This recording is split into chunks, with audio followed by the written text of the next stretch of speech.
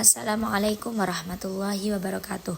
Perkenalkan, nama saya Siti Lailatul Mu'allimah dengan NIM 857894673. Hari ini saya akan melakukan pengamatan pada sistem pencernaan manusia.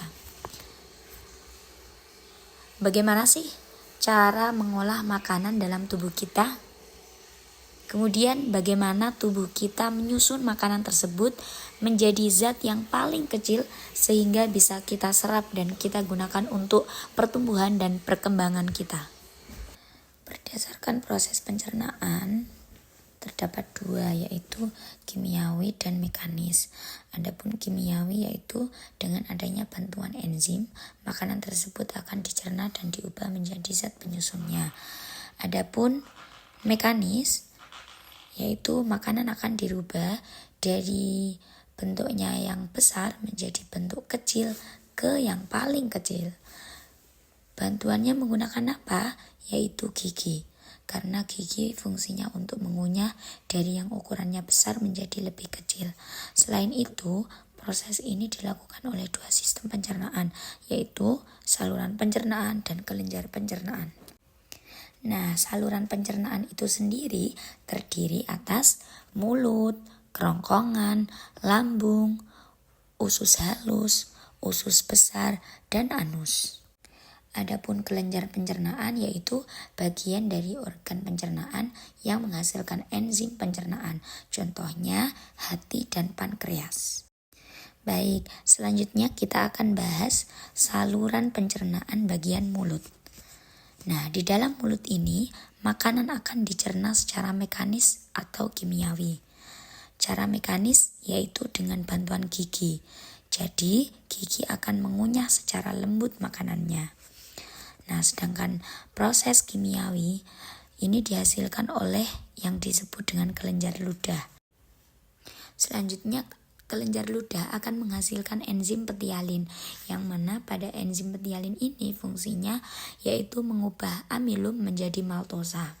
Kemudian dari mulut nanti makanan akan kedorong ke kerongkongan.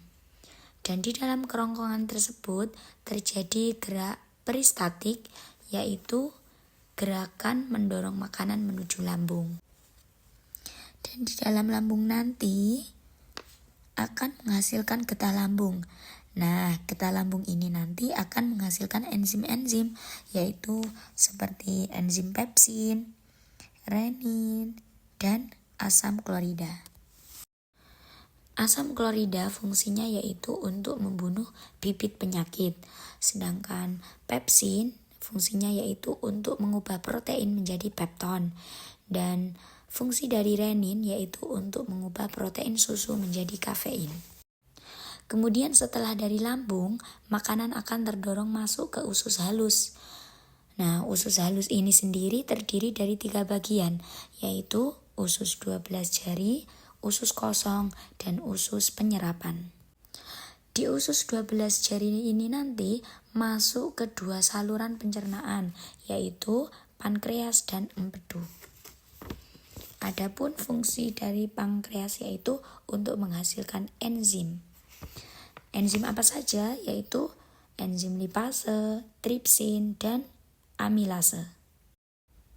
Fungsi dari lipase yaitu untuk mengubah lemak menjadi asam lemak dan gluserol.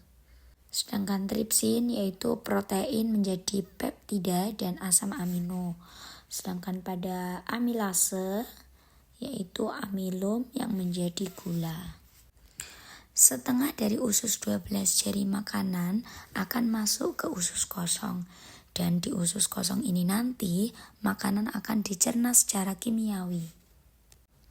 Nah, enzim yang ada di dalam usus halus ini yaitu maltase, sukrase, laktase, eripsin, dan lipase. Nah, setelah dari usus kosong, masuk ke usus penyerapan.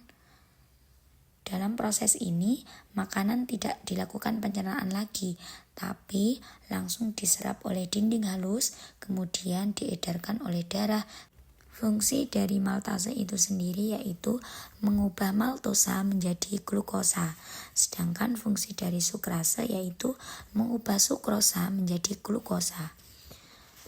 Adapun laktase yaitu mengubah laktosa menjadi glukosa dan galaktosa. Adapun eripsin yaitu fungsinya mengubah dipeptida menjadi asam amino. Sedangkan pada lipase fungsinya yaitu untuk mengubah lemak menjadi asam lemak ke seluruh tubuh. Kemudian digunakan untuk proses pertumbuhan dan perkembangan. Selanjutnya dari usus halus akan masuk ke usus besar. Nah, di sini nanti terjadi dua proses. Yang pertama yaitu makanan akan dibusukkan menjadi feses yang dihaluskan oleh bakteri E. coli. Kemudian pengaturan pada kadar air feses yang dilakukan di usus besar. Dan sebelum feses dikeluarkan oleh anus, terjadi pengaturan kadar air yang bertujuan agar feses lebih mudah dikeluarkan.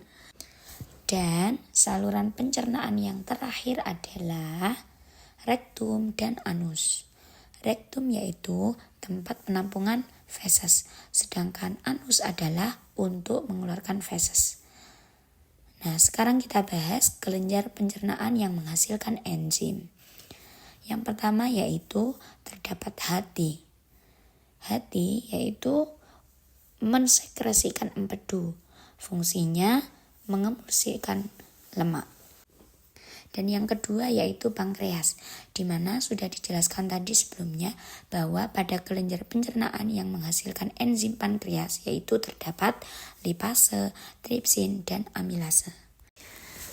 Jadi dari sini dapat saya simpulkan bahwasanya sistem pencernaan itu terdiri dari mulut, kerongkongan, lambung, usus halus, usus besar, dan anus. Cukup sekian pengamatan pada praktikum hari ini. Semoga bermanfaat. Wassalamualaikum warahmatullahi wabarakatuh.